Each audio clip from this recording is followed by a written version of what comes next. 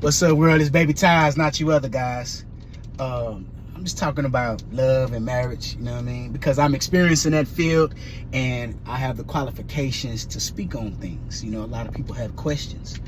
A lot of people say that they haven't seen successful marriages. Well, baby, if you haven't seen a successful marriage in your real life, that means you have not been vibrating high enough. The people that you've been watching the wrong people. You know what I mean? I've seen plenty of successful marriages in real life. You know what I mean? I got my Uncle James, my Uncle Roland. They've been married for 15, 20 years.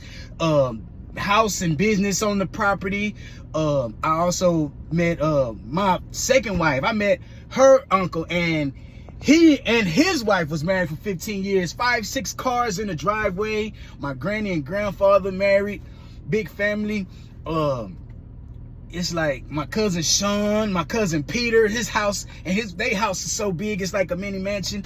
Like my cousins in Hallisville, like I've seen so many. So what I'm saying is, if you haven't seen any successful marriages in your real life, the people that you've been hanging around, the environments that you've been hanging around, they're low vibrational environments, for the simple fact that God is love. When you go in front of God and you make these vows, as a man, you're supposed to be close to God because you're supposed to be the example for your woman. You know what I'm saying? So if you're dealing with a man that's not praying for nobody, that's not clapping for others when they win, or you're dealing with a man that don't submit and respect God, your marriage is not gonna last long. That's just by stats and facts. You understand what I'm saying? God is love, so you don't think the devil is gonna come try to break that shit up? So if God is love and the enemy is against that, if your man is not close to God and that's who you're supposed to be submitting to, how is your marriage gonna last? You're not praying for it.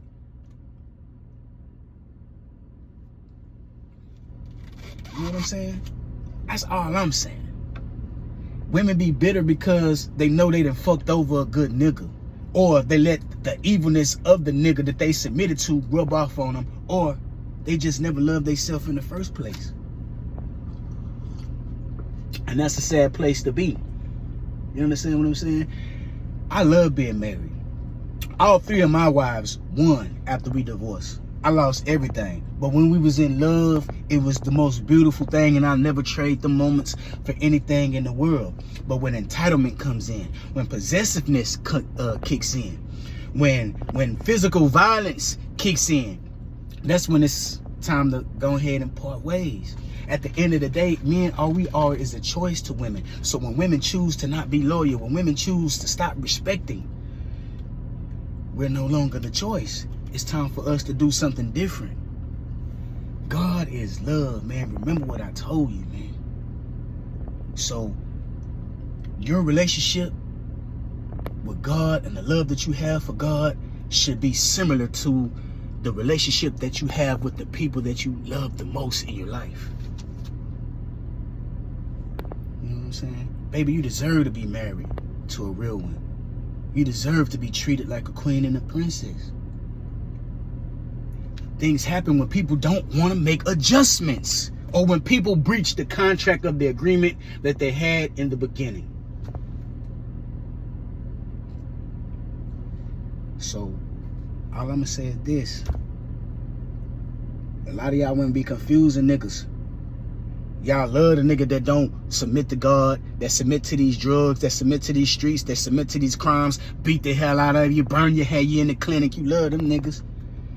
But a man that holds you accountable, a man that's straight up and down like 6 o'clock, a man that don't play with God, you give him all the trouble in the world.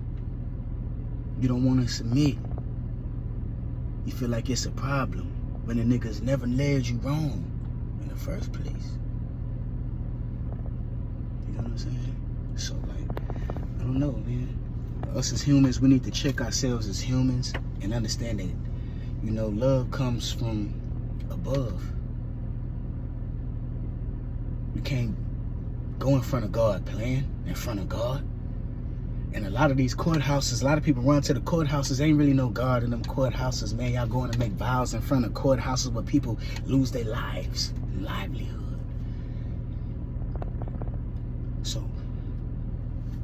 my advice from my experience is to first develop you a relationship with the ultimate creator that makes you the best version of yourself. After you respect and humble yourself to that, things will start falling in place because of the vibration. And eagles soar with eagles. And the person that love you, he'll travel by car, plane, skateboard, train, just to meet you at the top. It's a marathon. Don't never give up on love. Don't ever stop.